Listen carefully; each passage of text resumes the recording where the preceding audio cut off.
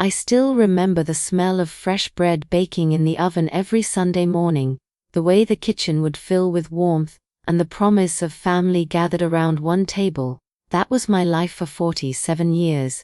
Every single day, I woke up before dawn, made breakfast, packed lunches, cleaned every corner of our home until it gleamed, and waited by the window for my children to come home from school, then later from work, then eventually with my grandchildren in tow.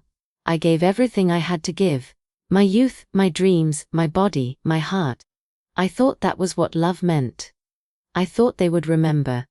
My name is Margaret Ann Coleman, though I suppose by the end of this story, you'll understand why that detail matters more than you might think. I married young, just 19, to a man named Robert who worked at the factory. He was handsome in that rugged way, with calloused hands and a smile that made me feel like I was the only woman in the world. We had our first child 10 months after the wedding, a beautiful baby girl we named Catherine. Then came Michael 2 years later, and finally Thomas, our surprise baby who arrived when I was 38 and thought my childbearing years were behind me. Robert worked long hours, sometimes double shifts, to keep food on our table and a roof over our heads. I never complained about being alone with the children. That was my job, I thought. My purpose. I read them stories every night, helped with homework at the kitchen table, sewed their Halloween costumes by hand, and volunteered for every school event. When Catherine got sick with pneumonia at age 7, I sat by her bedside for 3 days straight, barely sleeping, pressing cool cloths to her forehead and whispering prayers I half remembered from my own childhood. When Michael broke his arm falling from a tree, I was the one who held him while he cried, who drove him to every physical therapy appointment, who cheered the loudest when he made the basketball team despite the doctors saying he might never have full mobility again. Robert died when Thomas was only 12, a heart attack at 51, sudden and brutal and unfair. I remember the police officer at my door, the way the world seemed to tilt sideways, the sound of my own screaming that didn't seem to come from my body at all. But I couldn't fall apart. I had 3 children who needed me, who were looking at me with terrified eyes, waiting to see if their whole world was ending or if somehow I could hold it together. So I did. I worked 2 jobs, one at the grocery store during the day and another cleaning offices at night. I came home exhausted, my feet swollen and aching, my back screaming in pain, but I still made dinner, I still helped with homework, I still showed up to every game, every recital, every parent-teacher conference. Catherine was the first to leave. She got into a good college 3 states away, and I was so proud I cried for an entire week. I used money from Robert's small life insurance policy to help with her expenses. Even though it meant I couldn't fix the leaking roof that winter, she promised to call every week. She did for a while. Then it became every other week. Then once a month. Then only on holidays. She met a man named David at college, married him right after graduation, and moved to California for his job. I wasn't invited to meet his family before the wedding. She said it was just going to be a small ceremony at the courthouse, nothing fancy, no need for me to spend money on a plane ticket. I sent a check anyway, money I'd saved from skipping meals and taking on extra shifts. She never acknowledged receiving it. Michael left next, got a job in finance in New York City. He was always the ambitious one, always talking about making something of himself, about not being stuck in this small town like his old man. I understood. I encouraged him. I helped him move, drove the rental truck myself because he couldn't afford movers, and spent 3 days helping him set up his tiny apartment. He was too busy to drive me to the airport, so I took a taxi. He promised to visit for Thanksgiving. He didn't. Work was too demanding, he said. There was a big project. Next time, definitely next time. Next time never came. Thomas was different. He stayed local, got a job at the same factory where his father had worked. He met a girl named Jennifer, and they had a baby within a year. I was overjoyed. Finally, someone to spoil and love and hold. They named her Emma, and she was perfect. They lived 30 minutes away, and I drove there every chance I could. I babysat whenever Jennifer needed a break. I bought diapers and baby clothes even when my own electricity bill went unpaid. I rocked Emma to sleep singing the same lullabies I'd sung to her father. For a while, I felt needed again. For a while, I felt like I had a purpose. But then Jennifer got a job offer in another state. Better pay, better opportunities, she said. Thomas wanted to go. I smiled and told him how proud I was, even as my heart shattered into 1,000 pieces. They promised to visit every few months. They came twice in 3 years. Phone calls became texts. Texts became occasional photos of Emma, who was growing up without knowing her grandmother's face. I was alone then, truly alone for the first time in my life. The house that had once been filled with laughter and chaos and life felt like a tomb. Every room held memories that cut like glass. I tried to stay busy. I volunteered at the church, joined a book club, took up gardening. But at night, in the silence, I couldn't escape the truth. I had given everything, and somehow, it hadn't been enough. Or maybe it had been too much. Maybe I had loved them so completely that they'd never learned to love me back. Years passed like that. Birthdays came and went with a phone call if I was lucky, a text message if I wasn't. Christmases were spent alone with a frozen dinner and old movies. I stopped decorating. What was the point?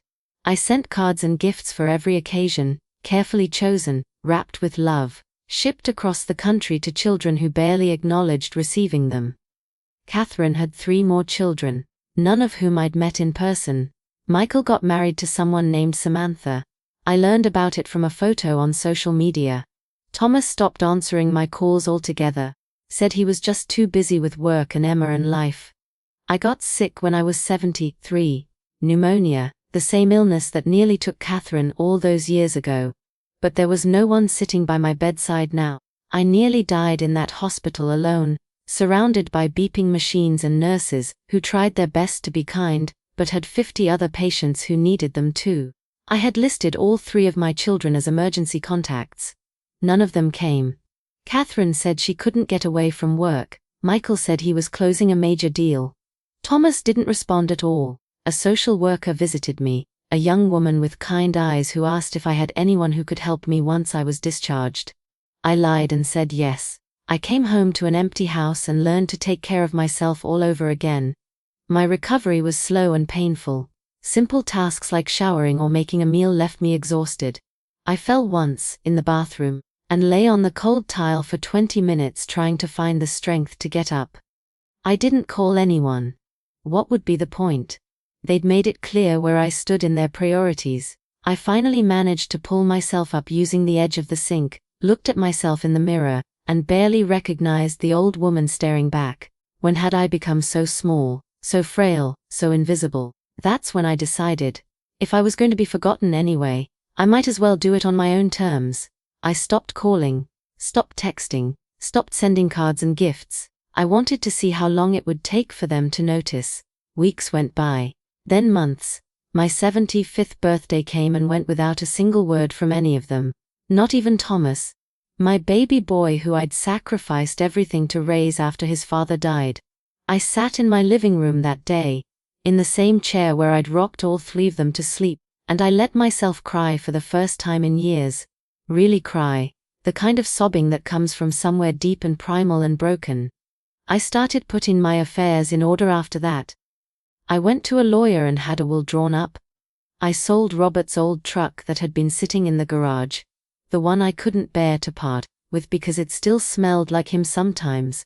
I donated most of my belongings to charity. I kept only what I needed and a few precious photographs of when my children were young, when they still looked at me like I hung the moon and stars.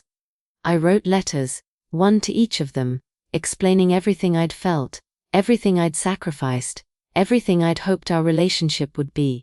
I sealed them and left them with my lawyer with instructions not to deliver them until after I was gone. I thought about dramatic gestures, about leaving everything to charity out of spite, about finding ways to make them feel guilty, but that wasn't who I was. Despite everything, I still loved them. That was the curse and the blessing of being a mother. You can't stop loving them even when they break your heart into so many pieces you're not sure it's still beating at all. So I divided my estate equally among them. It wasn't much, just the house and what little savings I had left, but it was fair. It was what a mother does. Then something unexpected happened. I got a phone call from a number I didn't recognize. I almost didn't answer, thinking it was another telemarketer or scammer, but something made me pick up.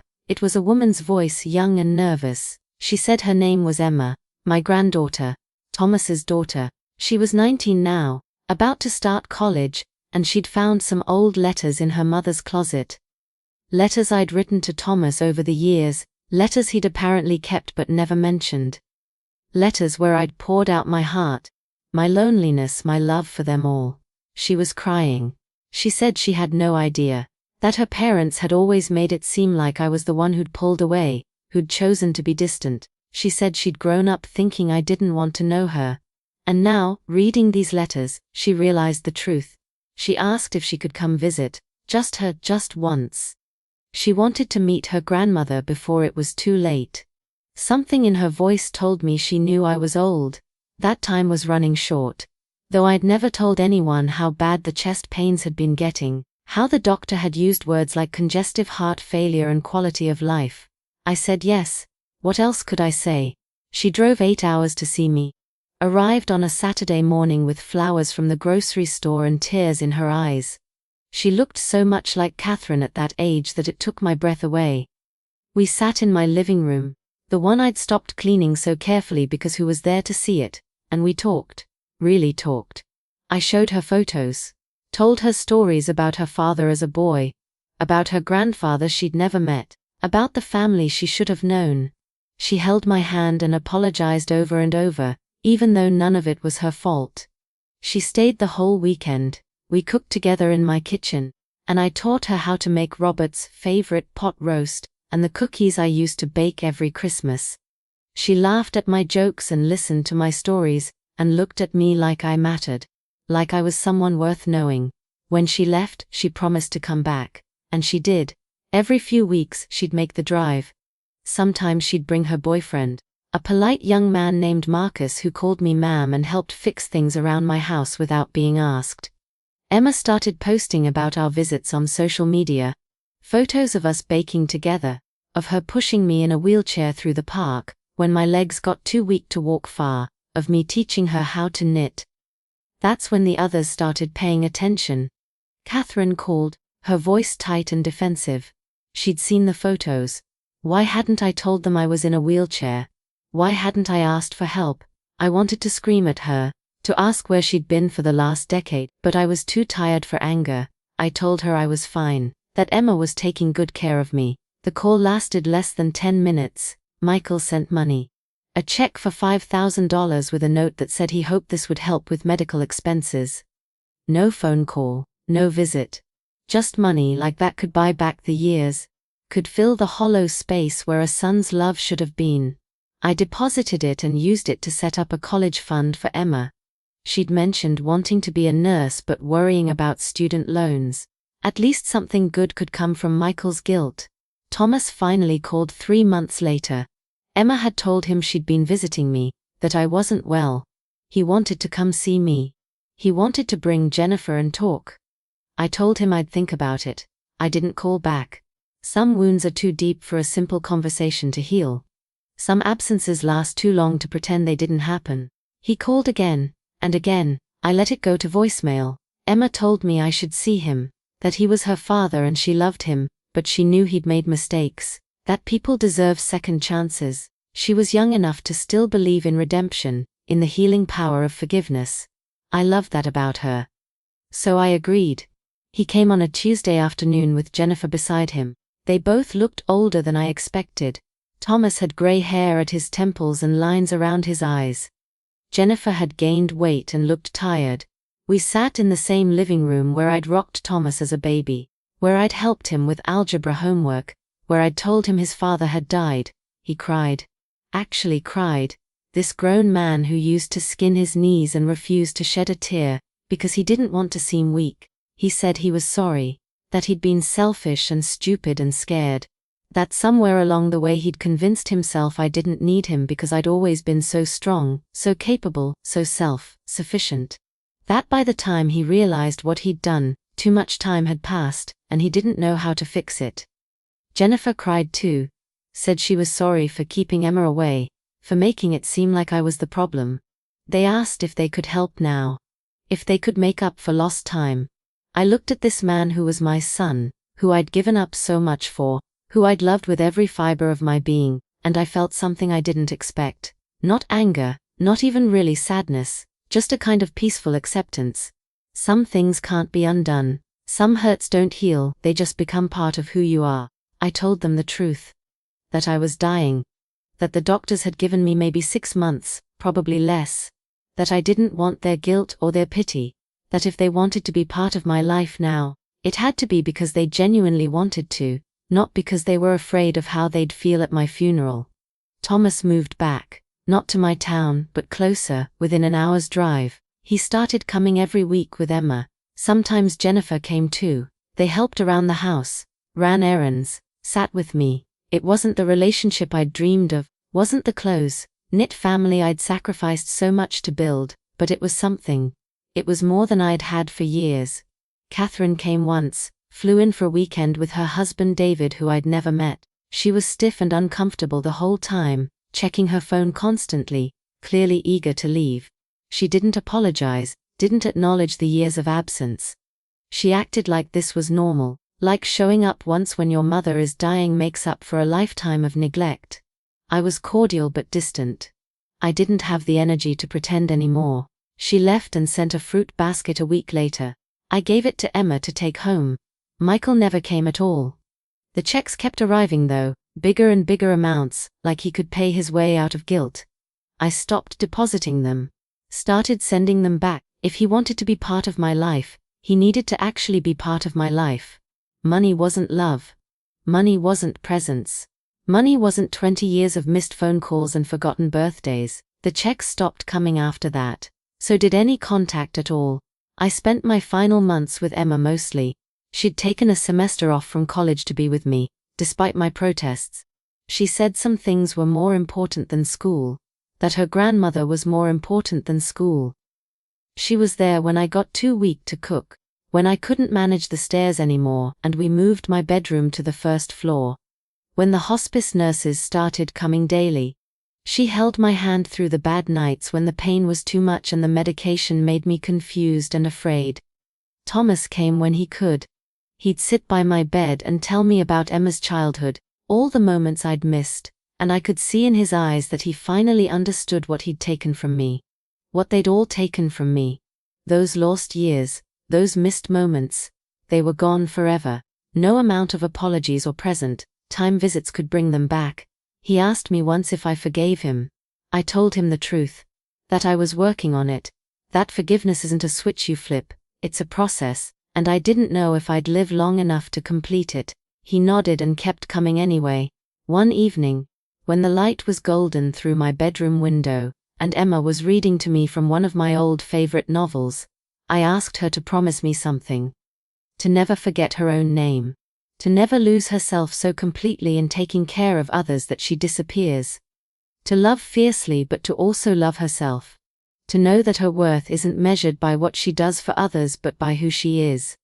She promised through tears, though I don't know if she understood what I meant. Maybe she would someday. The lawyer came to see me in my final week. He asked if I wanted to make any changes to my will. To those letters I'd written. I thought about it. Thought about cutting Catherine out entirely for her coldness. About leaving nothing to Michael, who couldn't be bothered to show his face, even as his mother died. About giving everything to Thomas, who'd at least tried to make amends, and to Emma, who'd loved me without obligation or guilt. But in the end, I kept it as it was, equal shares. Because that's what mothers do. We love without condition, even when it breaks us. Even when we shouldn't. I did add one thing though. A letter to Emma, separate from the others. I told her everything I couldn't say out loud. That she'd saved me in my final months. That she'd given my life meaning when I thought it had none left. That she was the granddaughter I'd dreamed of having.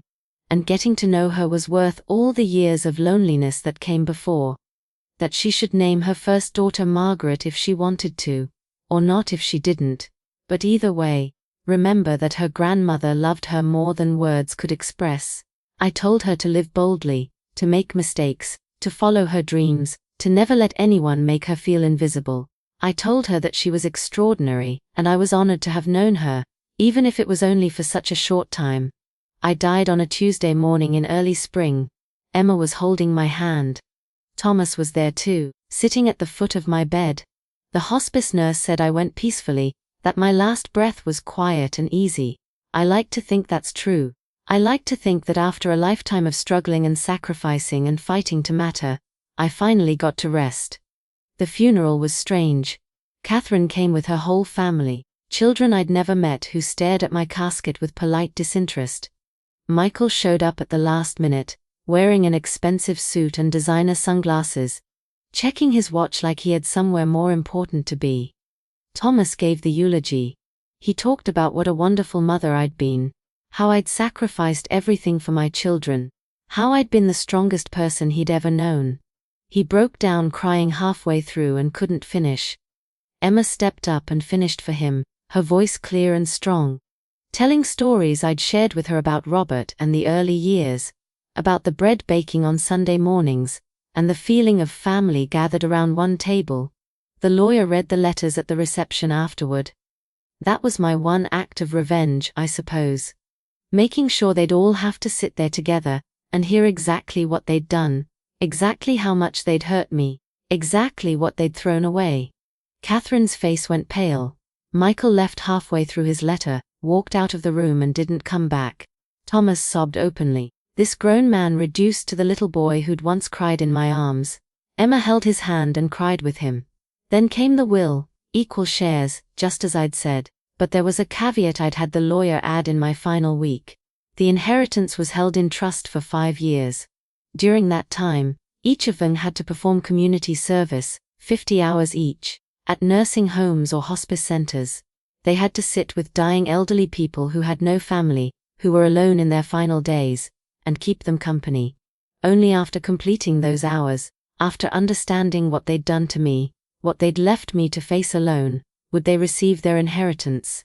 If they refused, their share would go to charity. It wasn't much money in the end, maybe $60,000 split 3 ways after selling the house and settling debts. But it was enough to make the conditions sting. Catherine refused immediately, said it was manipulative and unfair and she had her own life to live. Her share went to the hospice organization that had cared for me. Michael started the hours but quit after 10, said it was too depressing, that I had no right to make him do this. His share went to a scholarship fund for nursing students. Thomas completed his hours. It took him 8 months going every weekend, but he did it. Emma did it with him even though she wasn't required to. Even though she'd already given me more than anyone else. They sat with dying strangers and held their hands, and listened to their stories, and learned what true loneliness looked like. That was 3 years ago. Emma finished nursing school, and works in hospice care now. She says she does it because of me, because those final months we spent together showed her what mattered. She got married last year to Marcus, and she asked Thomas to walk her down the aisle with a photo of me tucked in her bouquet. She's pregnant now, due in a few months. She's naming the baby Margaret. She called to tell me this in a letter she wrote to me before visiting my grave, reading it out loud to the headstone like I could hear. Maybe I can. Maybe somewhere. In whatever comes after this, I know, Thomas uses his inheritance to help fund Emma's work. He volunteers at the hospice sometimes, says it keeps him connected to me, keeps him honest about the person he wants to be. He says he'll never forgive himself for those lost years, but he's learning to live with the regret, to let it shape him into someone better rather than destroy him. Jennifer divorced him 2 years ago. Emma says it was probably for the best, that they'd been unhappy for years but stayed together out of habit. He's alone now, but he says it's different from being lonely. He says he finally understands the difference. Catherine and Michael got nothing and learned nothing. Catherine tells people I was vindictive and cruel in the end, that I punished her for living her own life. Michael doesn't talk about me at all, as far as Emma knows. They've become strangers to Thomas, to Emma, to each other. The family I tried so hard to build is fractured beyond repair. But maybe it always was. Maybe I'd been clinging to an illusion for decades, trying to force something that was never really there. The truth is, I gave my whole life to my family. I sacrificed my dreams, my health, my identity. I became nothing but mother, nothing but caregiver, nothing but the woman who made the bread and kissed the scraped knees, and showed up to every event even when no one else did. And in the end, most of them forgot my name. Not literally, I suppose, but they forgot what it meant. Forgot that before I was their mother, I was Margaret Ann Coleman, a girl with dreams of becoming a teacher, of traveling, of writing poetry.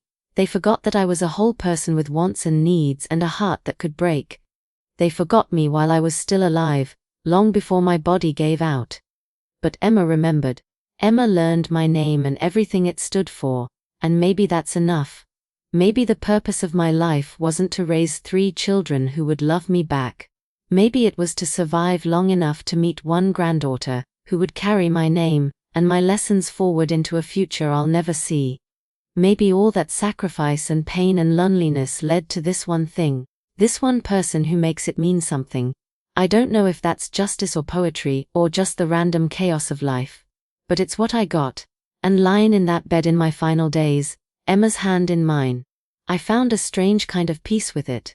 My whole life had been building toward that moment, toward that connection, toward teaching one person that love shouldn't make you invisible. And maybe, just maybe, that was enough after all.